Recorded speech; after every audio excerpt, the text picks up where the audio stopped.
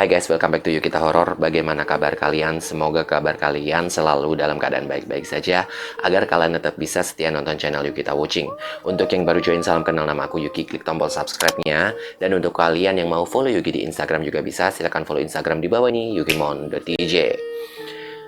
Sorry banget ya, untuk seminggu kemarin Yuki tidak posting video sama sekali karena Yuki emang benar-benar sibuk di kehidupan realitanya Yuki. Dan kali ini Yuki tidak sendiri, Yuki ditemani sama Among Us-nya Yuki. Karena memang warna kuning ini Yuki suka banget.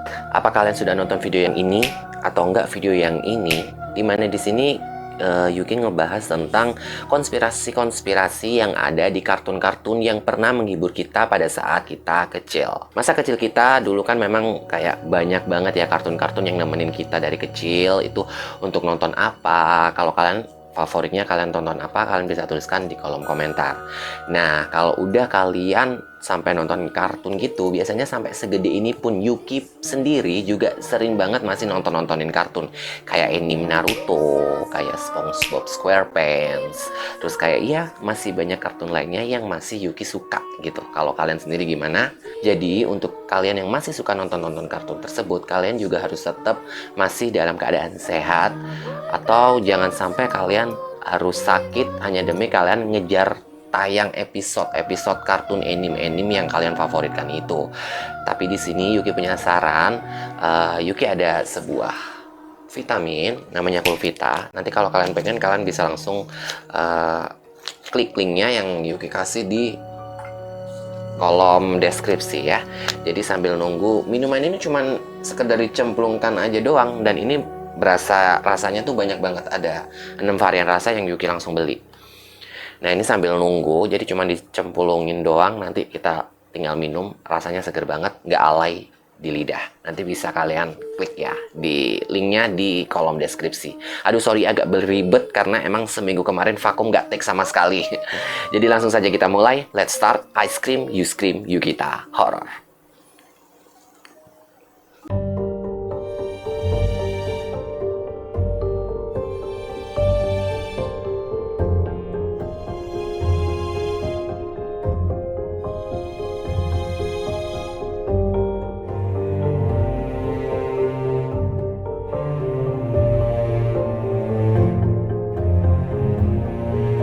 Nah, sambil nunggu Kulvitanya Yuki ini selesai, kita langsung bahas konspirasi-konspirasi kartun yang sebenarnya ini menyimpan cerita-cerita yang mengerikan di baliknya. Langsung saja kita ke konspirasi kartun yang pertama adalah Hey Arnold.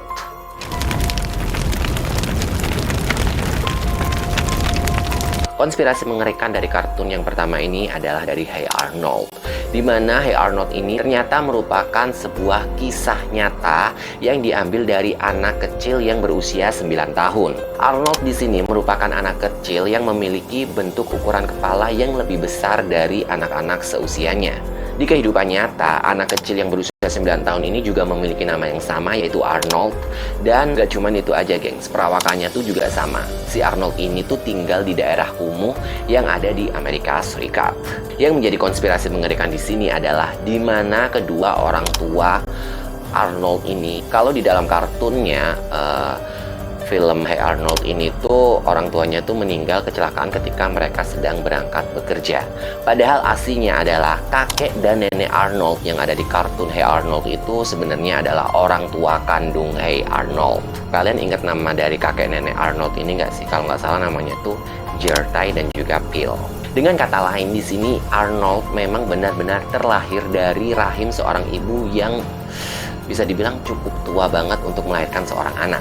Ada yang lebih mengerikan lagi dari fakta-fakta kartun Hey Arnold ini, yaitu bentuk ukuran kepala Hey Arnold sendiri. Rupanya Arnold ini terlahir tidak sempurna karena dia mengalami penyakit yang bernama hidrosiphalus atau pembengkakan kepala akibat gangguan cairan di dalam otaknya. Nah, nama Arnold sendiri ini diambil dari jenis hidrosiphalus yang ia idap, yaitu Arnold-Chiari syndrome.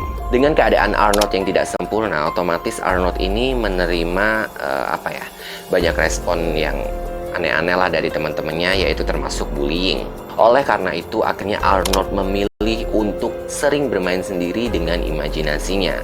Namun lama-kelamaan dia mulai tenggelam dalam kehidupannya. Hingga pada akhirnya Arnold terbawa imajinasi dan menciptakan teman-teman hayalannya seperti Gerald dan juga Helga. Kalau diperhatikan, semua teman Arnold memiliki bentuk tidak sempurna seperti alis menyambung, maupun ada temannya juga kan yang ada yang hidungnya tuh besar. Namun kenapa digambarkan seperti itu? Karena memang itu ya semuanya tuh tidak nyata. Dan kalian tahu nggak kenapa film Hey Arnold ini diberhentikan dari Nickelodeon? Usut punya usut, hal tersebut terjadi karena sang pencipta film ini tidak memberikan informasi asli mengenai inspirasi dari karakter yang ia buat. Hey Arnold rupanya berdasarkan kisah nyata, namun sang kreator sendiri berbohong dan mengatakan itu semua bagian dari karya seninya. Bagaimana menurut kalian tentang kartun yang pertama ini, yaitu Hey Arnold? Apakah kalian suka juga dengan kartun Hey Arnold ini? Kalau Yuki sendiri pribadi jujur kurang suka sama kartun Hey Arnold ya, karena itu tadi animasinya itu kayak masih aneh-aneh gitu, dari bentuk kepala, dari gambarannya, visualisasinya tuh kayak kurang ngena gitu menurut Yuki. Kalau menurut kalian gimana? Kalian tuliskan di kolom komentar. Next.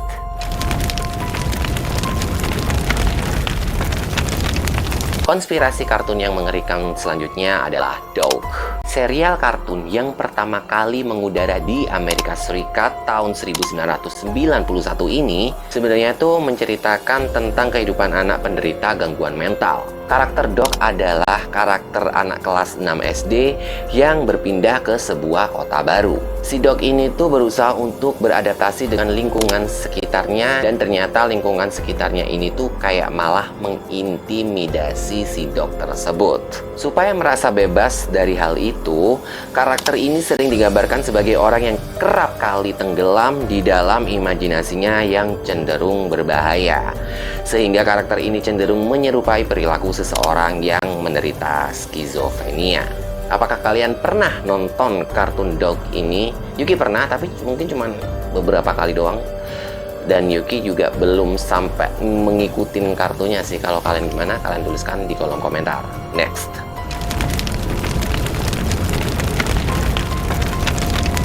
Karakter kartun yang menyimpan konspirasi mengerikan lainnya adalah Danger Mouse.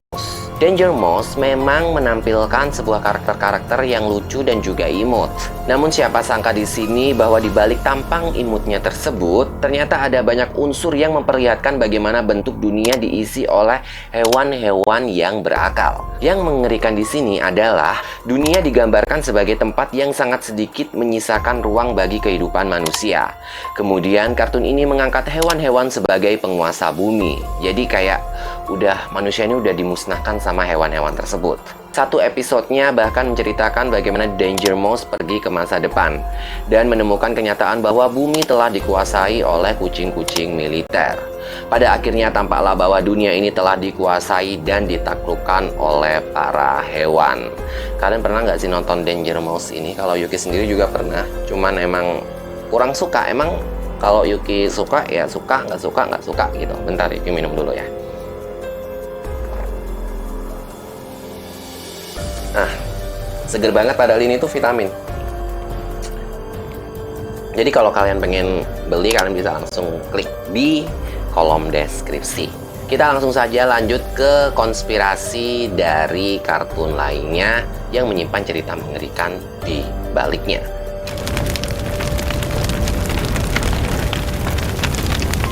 Aduh, siapa sih yang nggak kenal sama Dora the Explorer ini?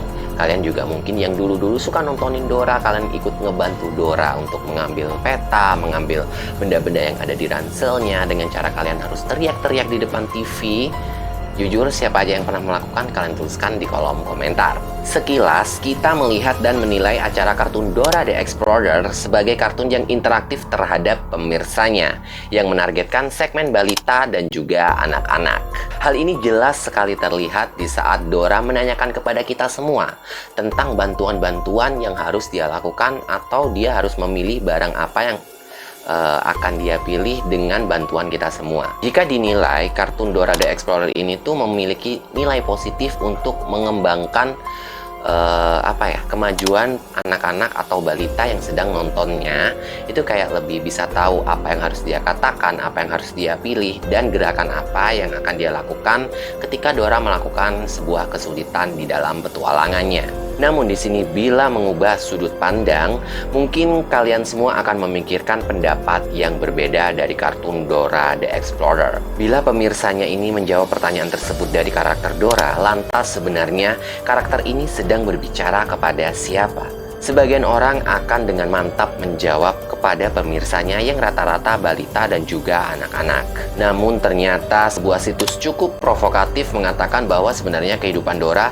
dikuasai oleh sebuah masa yang sangat kuat. Hal ini tidak mengherankan ketika Dora sedikit mengalami kesulitan, ia akan bertanya kepada Sang Maha Tahu. Bahkan Sang Maha Tahu ini kerap kali mengikuti Dora, selalu tahu dengan apa yang dilakukan Dora, bahkan bagaimana keadaan lingkungan di sekitarnya. Ternyata juga cukup ngeri ya kalau kita mengubah sudut pandang ketika kita nonton kartun Dora the Explorer. Menurut kalian gimana? Kalian tuliskan di kolom komentar. Next.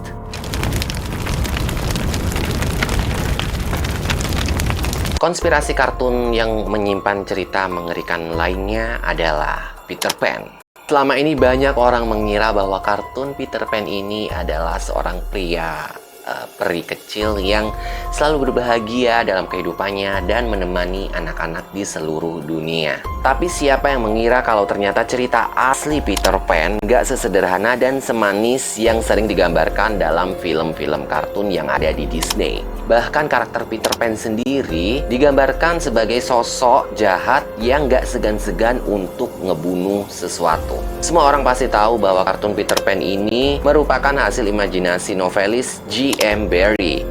Tapi yang gak semua orang tahu adalah tokoh Peter Pan itu sendiri sebenarnya merupakan inspirasi dari adik J.M. Barrie yang bernama Davis. Menurut beberapa sumber, Davis meninggal karena kecelakaan saat bermain ice skating tepat sebelum hari ulang tahunnya yang jatuh ke 14 tahun pada saat itu. Lalu Davis dianggap sebagai a boy who would never grow up, atau anak lelaki yang gak pernah tumbuh dewasa oleh keluarganya. Inilah dia yang menyebabkan J.M. Barrie menginspirasi sebagai karakter Peter Pan. Peter Pan dianggap sebagai anak laki-laki yang tidak pernah tumbuh dewasa. Sehingga para peneliti pada akhirnya sepakat untuk menggunakan nama Peter Pan sebagai nama sebuah sindrom di mana seseorang memiliki sifat kekanak-kanakan dan enggan untuk bertanggung jawab terhadap apa yang dilakukannya. Walaupun usianya sendiri nggak bisa dibilang muda lagi. Sindrom Peter Pan ini nggak hanya bisa menjangkiti cowok saja, bahkan cewek-cewek juga bisa mengidap sindrom tersebut. Dan sekarang Yuki punya pertanyaan, siapakah penjahat sesungguhnya yang ada di kartun Peter Pan? Kalian tuliskan di kolom komentar. Kalau tebakan kalian adalah Kapten Hook, kalian berarti benar-benar salah besar di dalam kartun Peter Pan yang selama ini kalian tonton. Sebenarnya penjahat yang ada di film Peter Pan itu adalah ya Peter Pan itu sendiri.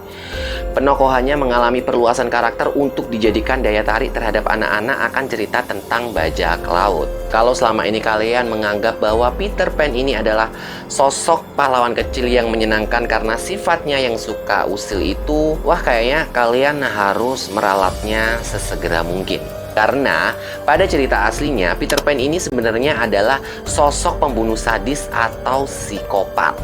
Motifnya membunuh juga bisa dibilang sangat aneh, demi mengisi waktu senggannya yang membosankan. Bahkan dalam novel asli yang dikarang oleh J.M. Barrie, Peter selalu mencari korban barunya. Nggak cuma bajak laut saja, tapi juga teman-temannya. Bahkan ketika Lost Boys sudah menunjukkan tanda akan semakin bertumbuh, Peter nggak akan segan-segan menyingkirkan mereka semua. Selama ini banyak orang-orang yang percaya bahwa ketika siapa saja yang bisa masuk ke Neverland, usia orang tersebut seolah-olah berhenti dan tidak akan mengalami masa-masa penuaan. Peter Pan memang memimpin pasukan anak-anak yang menolak menjadi dewasa, tapi sesungguhnya hanya Peter Pan yang berhasil berhasil mengalaminya. Di dalam cerita aslinya, usia anak-anak tersebut tidak berhenti, tapi ya cuman sekedar melambat saja. Sehingga lama-kelamaan mereka pun akan tumbuh menjadi dewasa dan bertambah tua. Sebelum novel aslinya terbit, Peter Pan sesungguhnya sudah pernah muncul dalam cerita lain karangan J.M. Barrie, The Little White Bird, yang ditulis pada tahun 1902 sebelum teater Peter Pan dimainkan. Menarik. Kalau menurut kalian gimana tentang kasus konspirasi kartun Peter Pan ini? Kalian tuliskan di kolom komentar. Next.